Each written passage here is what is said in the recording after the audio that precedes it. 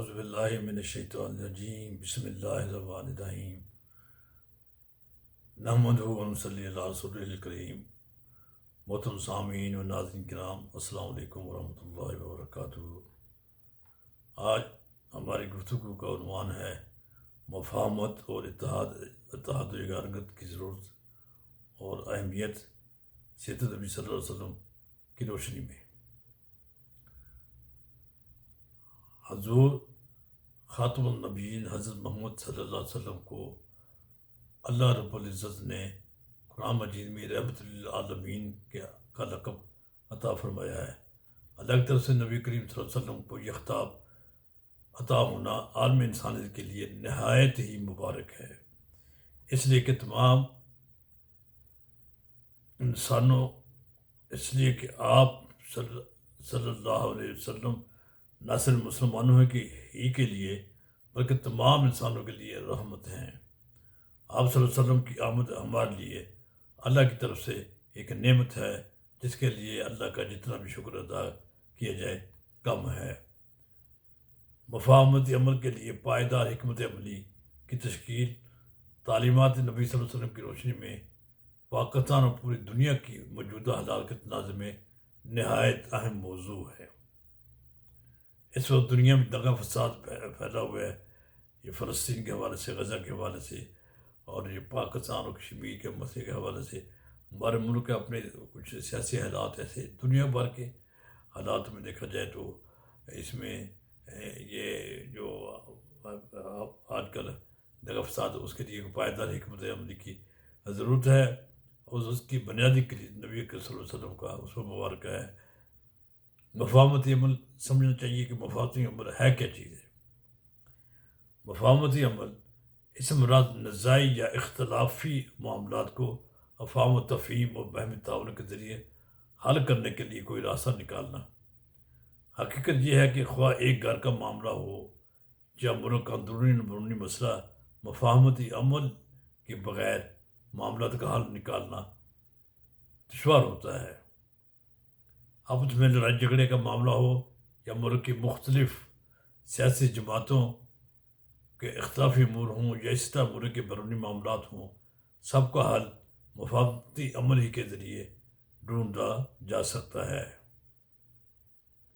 مفاہمتی عمل کا منشا یہ ہوتا ہے کہ افراد اور اقوام کے درمیان تلخی کی بجائے جذبہ خیر سگالی کو فروغ دیا جائے اور دنیا میں امن و سلامتی اور پیار محبت کی فضا قائم کی جائے۔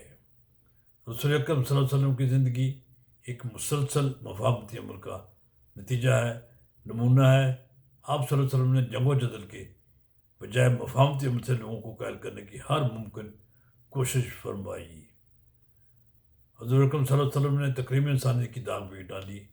انسان تو انسان، آپ صلی اللہ علیہ وسلم نے جانوروں اور شجر و حجر کی بھی بربادی کو رد کیا۔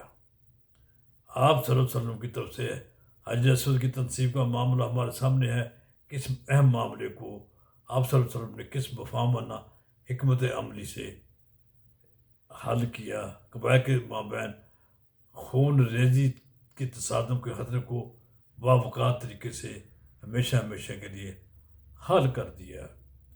آپ صلی اللہ علیہ وسلم کا مفاہمتی عمل کی سب سے بڑی عمدہ اور اعلیٰ مثال صلح حدیبیہ ہے۔ اس کی تکمیل پر اسے فتح مبین قرار دیا گیا ہے، اللہ کی طرف سے فتح مبین قرار دیا گیا ہے، جس کے نتیجے میں مکہ مکرم کی عظیم شان فتح ہوئی۔ اس عظیم فتح مبین کے بعد دشمن کی عام معافی کا عظیم شان اعلان مفاہمتی عمل کی طرف رہنمائی کا وہ عظیم دائرہ ہے جس کے سوتوں سے اخوت و محبت و عظمت انسانی کے سرچشمے پھوٹ پڑتے ہیں۔ ہم یہ جانتے ہیں کہ فتح مکہ کے بعد عام معافی کا اعلان ہی سے اسلامی تحریک کو زبردست کامیابی حاصل ہوئی۔ یہ مفاہمتی عمل کے سلسلے کا آج پہلا پروگرام ہے، اس کا پہلا حصہ ہے۔ مختصر بات اس لیے کی گئی ہے تاکہ آپ کو بات اچھے طریقے سے سمجھ آ جائے۔ اس کے بعد انشاءاللہ اگلے پروگرام میں ہم اسی عنوان کا دوسرا حصہ پیش کریں گے۔ اللہ رب العزت سے دعا ہے کہ اللہ تعالیٰ ہماری کوششوں کو کامیاب فرمائے، ہمیں دین اسلام کی صحیح سمجھ عطا فرمائے، ہمیں انسانیت کے علم بلند کرنے کے لیے اسلام کی حقیقی تعلیمات کی روشنی میں انسانیت کا حقیقی پرچم بلند کرنے کی توفیق عطا فرمائے۔ اپنے اور غیروں کے ساتھ ایسا ہی سلوک کرنا چاہیے جو سلوک اسلام کو اور نبی صلی اللہ علیہ وسلم کو مطلوب و مقصود ہے۔ اللہ تعالیٰ ہمیں اس کی توفیق دے، سمجھ عطا فرمائے، اور اللہ تعالیٰ ہماری کوششوں کو کامیاب کرے۔ اللہ ہم سب سے راضی رہے۔ والسلام علیکم ورحمۃ اللہ وبرکاتہ۔ یہ آج پہلا پروگرام وہ پروگرام کا پہلا حصہ پیش کر دیا گیا ہے۔ انشاءاللہ دوسرا حصہ بھی جلد ہی پیش کیا جائے گا۔